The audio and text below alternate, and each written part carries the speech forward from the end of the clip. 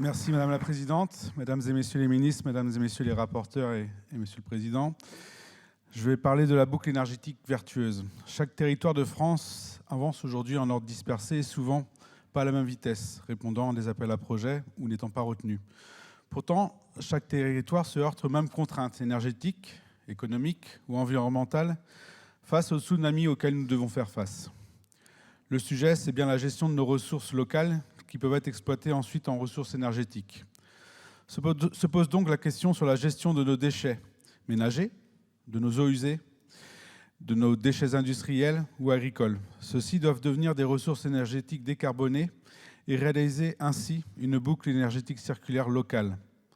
À quand donc un plan de planification nationale ambitieux qui accompagne à la fois les collectivités, les industriels ou la profession agricole et qui permettront demain que nos déchets deviennent systématiquement des ressources énergétiques, favorisant ainsi une souveraineté énergétique. Pour répondre en plus à l'envolée des coûts des traitements toujours plus coûteux économiquement et environnementalement.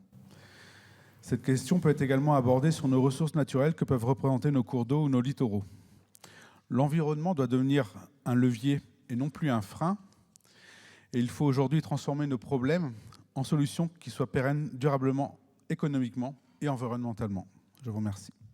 Merci, Monsieur Cosson. Monsieur le ministre.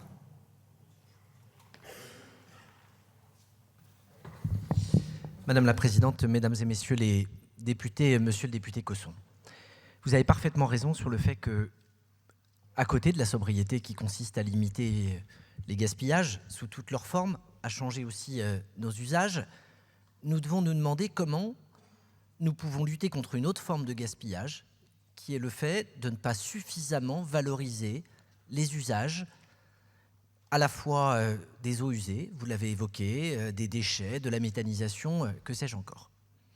Sur tous ces sujets, l'enjeu de la planification, ça va être précisément de se fixer des ambitions et des objectifs. Et je vous donne un exemple. Ce sujet, c'est l'eau, que vous avez évoqué brièvement. On sait aujourd'hui qu'à partir des eaux usées, on peut récupérer de la chaleur. Il y a de plus en plus de collectivités locales qui y passent. On sait qu'à partir d'usines de traitement des eaux, on peut produire du biogaz et on peut là aussi faire en sorte d'avoir une action qui soit résolue dans ce domaine. Et on sait qu'on pourrait réutiliser, après les avoir retraitées, une partie des eaux usées. En France, c'est 0,8% des eaux usées retraitées qui sont réutilisées. C'est 10 fois moins qu'en Italie. C'est 20 fois moins qu'en Espagne. Dans la gestion de l'eau globale, ça fait partie des leviers que le gouvernement souhaite bien activer pour qu'on fasse en sorte de ne pas perdre cette ressource une deuxième fois. Et puis je m'arrêterai un instant sur la question des déchets.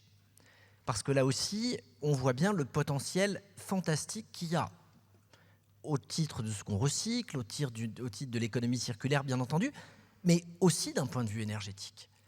Et dans ce domaine, faciliter les projets des collectivités locales, leur donner un cap qui soit clair, et pas uniquement un cap de TGAP avec une augmentation des coûts pour certains types de traitements, mais également avec des incitations en termes de production d'énergie, ça s'inscrit dans la feuille de route qu'on aura bientôt l'occasion de vous présenter et que la Première ministre déclinera.